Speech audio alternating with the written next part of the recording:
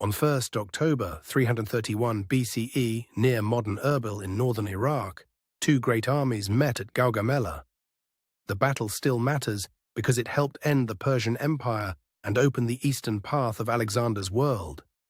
Gaugamela was not only a clash of commanders, but a turning point in the balance of power across the ancient Near East. Its outcome reshaped trade, rule, and memory for centuries.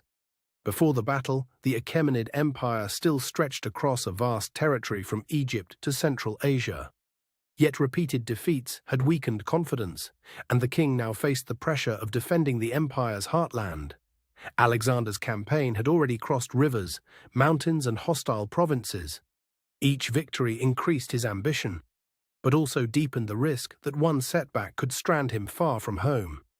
The Persian court gathered troops from many regions, relying on numbers, cavalry, and the authority of the great king. Alexander depended on discipline, speed, and a hardened core of veteran infantry and cavalry. Neither side fought as a modern nation would. Both were coalitions held together by loyalty, pay, prestige, and fear. Morale mattered because ancient armies could break when confidence broke. The Persian king chose a broad plain that could favor chariots and cavalry, and he ordered the ground prepared for movement. Alexander, by contrast, wanted space to maneuver and a clear line for his strike. In the days before battle, both armies watched each other from afar. Scouts, rumors, and night movements shaped the tension more than direct fighting did. The terrain near Gaugamela was open enough for large formations, but not perfectly empty. Low rises, uneven ground, and the scale of the plain made coordination difficult for everyone. Weather was not the main actor, yet light, dust, and visibility mattered throughout the day. Ancient commanders had to read the ground and the sky as carefully as their enemies.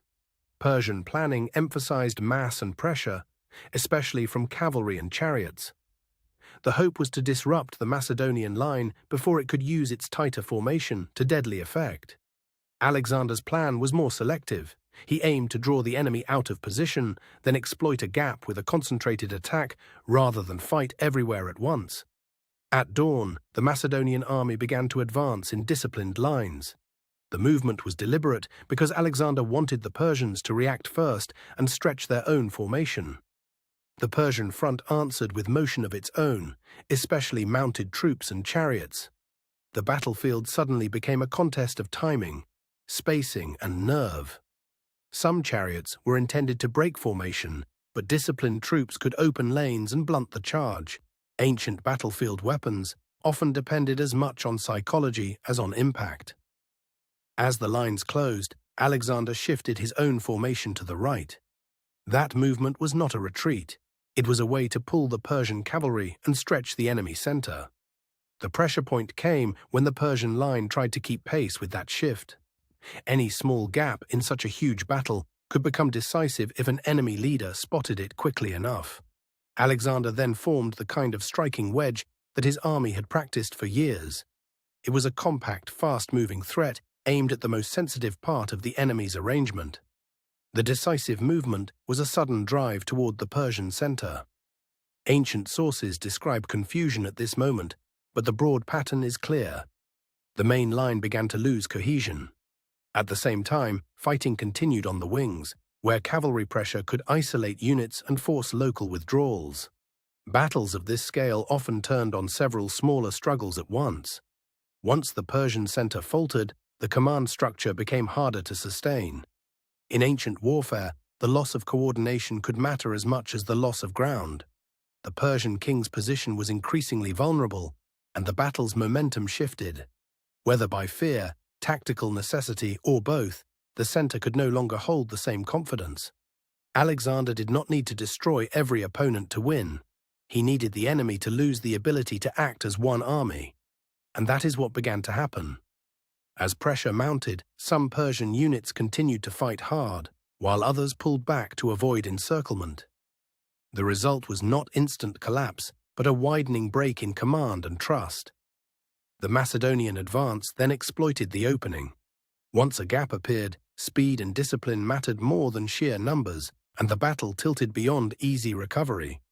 The Persian army began to break apart in segments rather than all at once. That kind of collapse made pursuit dangerous, but it also made organized resistance increasingly difficult. Alexander's victory was not merely a battlefield success. It was a political shock.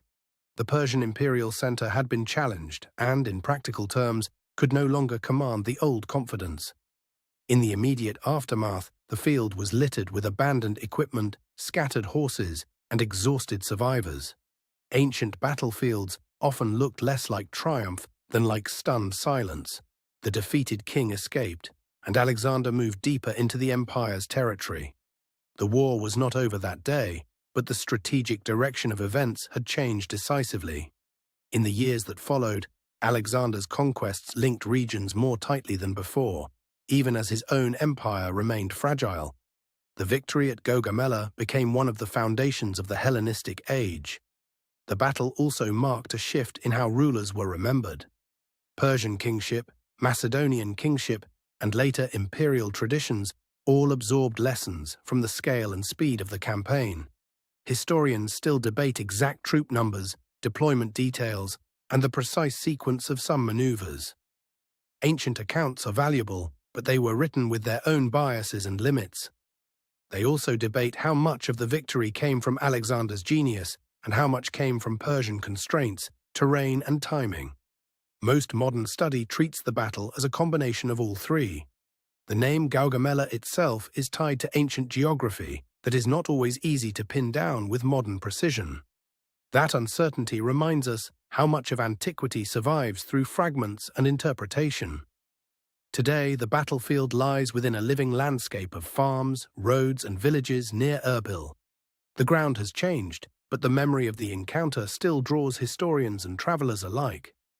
Standing on such ground, it is easy to forget how much depended on a few hours of movement and nerve. Yet Gaugamela remains a reminder that history can turn on decisions made in dust and distance.